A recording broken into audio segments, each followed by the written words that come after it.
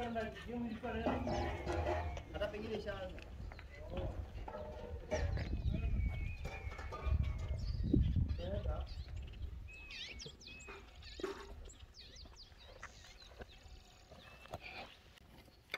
at the ADC camp in Lanet, Nakuru, and yeah, this is what they have. They rear pedigree cattle for milk, for dairy.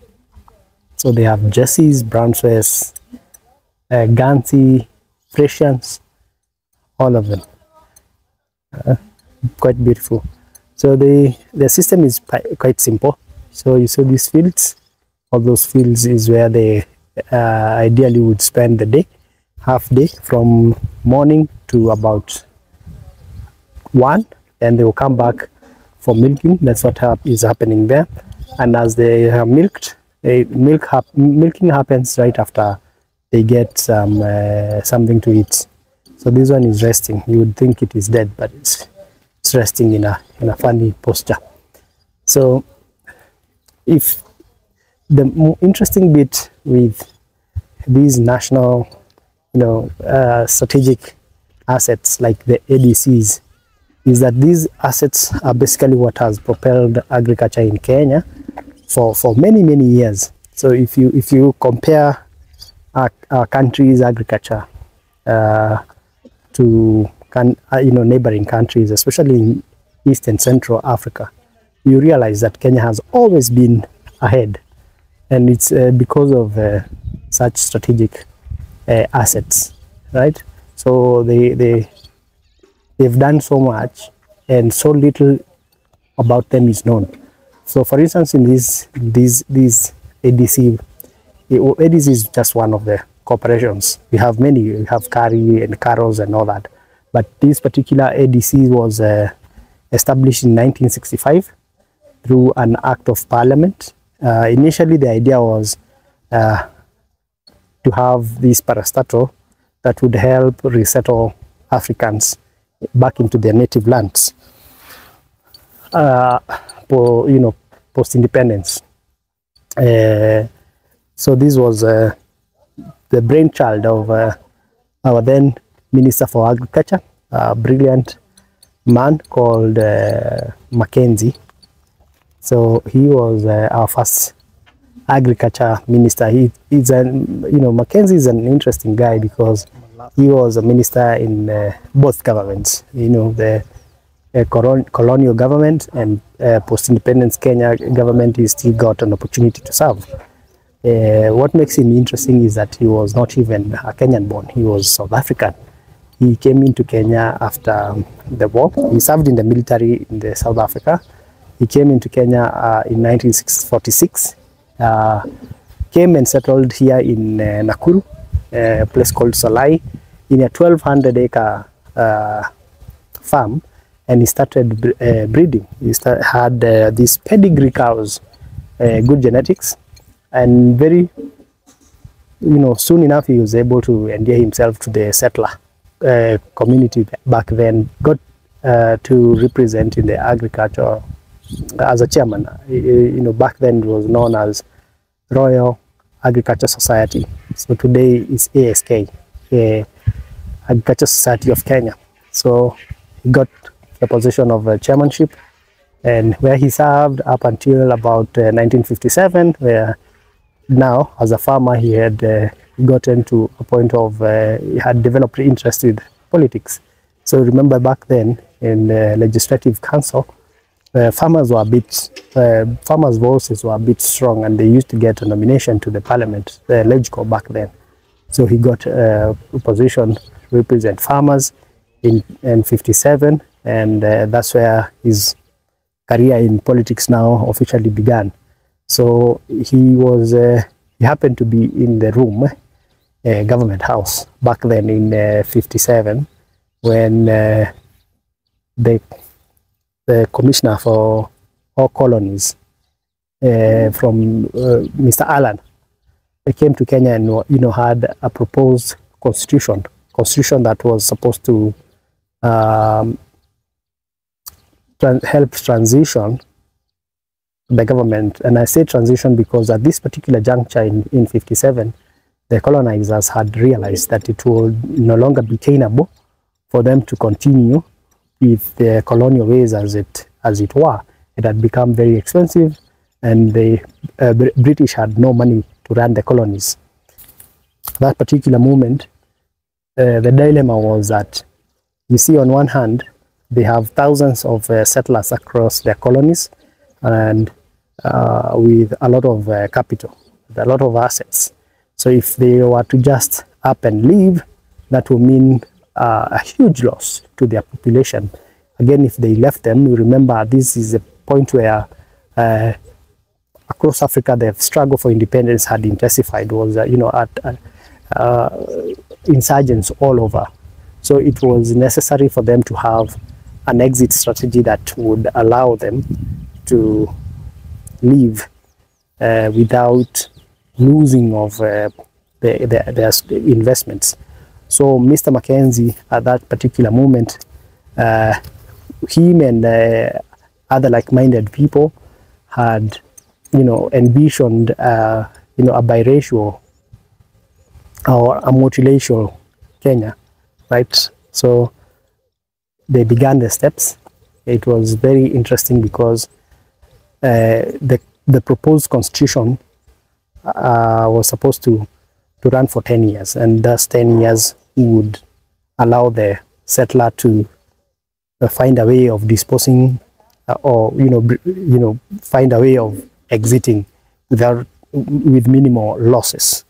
So at that particular juncture, Bruce Mackenzie was not keen on such a lengthy process. The constitution also proposed to have about 14 representatives from Africans into the LegCo and 14 from the Europeans. Then we'll get 6 from the Asians and 2 Arabs into the LegCo.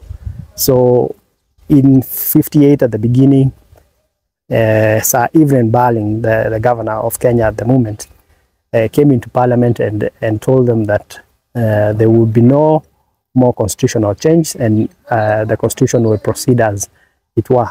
And that brought a situation where about 14 of the representatives from the African side walked out on Sir Barling, and it was chaotic. There was a standoff, and at the moment, the Minister for Agriculture at the moment was of the view that we should have multicultural or multicolor Kenya. So he also went ahead and resigned from the position, and that presented an opportunity, and Mr. Bruce Mackenzie got elected into the ministerial position, so where he served even post-independence, which is interesting. So the Minister for Agriculture back then went and started up a political party, a party which was known as One Kenya Party, but and he urged Africans actually to join the party, but Africans were not so keen to join that because at the moment they wanted to engage with the colonizer directly from the Britain and get their total independence. So they were not so keen on joining his party, the One Kenya Party. In 1960, when they went to the Lancaster House, Bruce was asked to come up or draft a policy that would guide the allocation of land to the native population, the African native population. And that is when the idea of a willing buyer, willing seller was floated at the first time. So that is where it all began. So everything that we know about land, subdivision, the allocation of land to the native, it is a brainchild of Mr. Bruce Mackenzie. So he was given the mandate to come up with the policy. And as we went into, the process of independence, he endeared himself to the African leaders, Kina James Gishuru at the moment, eventually even Kenyatta himself, and he was able to maintain the position. He was quite a bright man. Agriculture was the backbone of Kenyan economy. And as for Minister for Agriculture back then, Mr. Bruce Mackenzie, biggest worry was that if the colony, the settlers were to up and leave, one, our economy would have collapsed totally, because the natives had no access to even the information and the technology, to produce at the same level, at the same capacity as the settlers. So it was quite a tricky situation even for Bruce, and he really agitated for that. He tried so hard to even familiarize the settler population with the African leaders. For example, he remember the Nakuru conference where Kenyatta sat down with white settlers, white farmers, and that was organized. That event was organized by one Bruce Mackenzie, and it was in an effort to try and instill confidence to the whites, to the settler population, that even into the new dispensation, they don't have anyone who does not want to go back. They don't have to go back. They're obviously very paranoid. They would rather, for many, they would rather just leave than be in a country that is run by black people. So most of them obviously chose to run, but the idea was to have minimal losses. Now, that put Bruce in a very tricky situation with the white settlers at this point, because for them, there was a fraction of them, the right-wing radicals that believed at the moment. Now, it was clear that they had to leave. Most of them had to leave. So there's a fraction of them that were agitating for total compensation for any losses from the British government, which was not feasible back then. And Bruce had started a process of looking for funding for loans from Britain, World Bank, West Germany, to get loan to the Kenyan government, which the Kenyan government would then use to buy land and huge farms from the settlers. So whoever wants to leave, they can just sell their land to the government and leave. And that would mean the government now would foresee a process of the transition, subdivision of this land to smaller, from bigger farms to smaller farms, for Africans to now take up the responsibility of producing. So this fraction was not happy with the process that Bruce had started, and he really urged them, because he had the Kenyan government had managed to get about £30 million in loans to acquire these lands, and he really urged them, he really begged them not to just take all the money and leave, because that would have crippled the Kenyan economy back then, as it were. But eventually most of them did, and now as Minister for Agriculture, he's credited for having been able to resettle or come up with a plan together with the then Minister for Lands, Mr. Jackson Angaini from Meru. They came up with a strategy. By 1967, they had been able to resettle about 75,000 farmers of the 75,000 people into what was previously known as the White Islands. 1 million acres. Yeah? So at the moment he was leaving, about 1 million acres had been resettled to about 75,000 people, and that was a huge achievement. He had also, back then, tea and coffee was also for the white population, for white farmers. He is credited for having been able to kickstart that program, where about 15,000 farmers now began to grow tea, and That is basically how Kenya became the #1 tea producing country, when every other African country suffered a huge challenge after the transition. Most African countries collapsed. Most of them had power struggle challenges. Most of them went into war. Most of them had coups, including our dear neighbor here in Uganda. But Kenya was stable, and it's because of visionary leadership of men like Bruce Mackenzie, who, because of maybe, of his originality, he is never credited for anything in the history books of this country, but he is the reason why our agriculture sector, it is what it is today because of his efforts. And I'm saying that because, you see, he later left politics in 1969. This ADC is just one of the examples. It was established in 1965. So this one was a brainchild of his. And our Kenyan leaders at the moment, they were not as exposed as we wish to think. When we think about the power struggle and how we would have liked the land to be resettled, always remember that there's context to what was happening into on one hand, there is an economy that had to be maintained. Africans, as much as we wanted this huge land, what would we have been able to do with it without machinery, without the infrastructure, without the even the capital to get things going, without the technical know-how? Because, for instance, if you're working in a Mzungu farm at the moment and you are taking care of the cows, you're just milking. If you end up, if for whatever reason you're allocated 100 or 200 or even 1,000 acres, what can you do with 1,000 acres?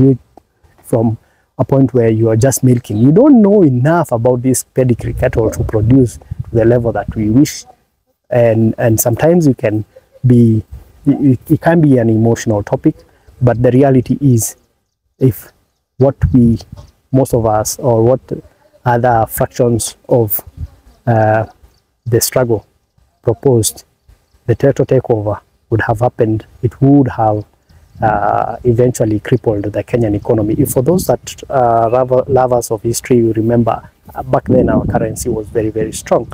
Our Kenyan shilling went for about 20 pounds, and our shilling was one of the most powerful currencies back then. It is very interesting. I saw a note from, I think, 68, where a shilling went to, for 1 shilling was about $10 back then. And it is interesting because these leaders, how they took care of this transition period, built the foundation that Kenya stands on today. We have eventually gone ahead to take over the leading of our economy as we wished, and you can see what we are currently doing with it. But the room that we have to play around with, it is because the country was established on a very stable, very strong foundation from visionary leadership like that one of Mr. Bruce Mackenzie. So this is one of the ADC's farm. The ADC farms, there are so many in this country. They are scattered across the country. So here they focus on obviously dairy and growing of seeds. They grow seeds from maize seeds and bomber rods. They have now introduced sunflower, which is also pretty interesting. You can see it's a very impressive farm. Has beautiful views. Those are Dondori Hills from a distance. Climate here is perfect for agriculture. So once in a while, maybe we should look at history and give credit where it's due. That's it from me. And farm business, it's been about a year since I was here, and I'm just happy to be back and see the progress of the farm. A year ago when I came here, the farm personally, as farm business, we had about maybe 300, 400 subscribers. Now we are at 16,000 subscribers, and I thank each and every one of you watching for the opportunity that you've given me to traverse this country and bring you such information. If you liked this kind of explainers where we look back into history and men and women who had made tremendous contribution into our agricultural sector, then kindly give a comment, and maybe I should do more.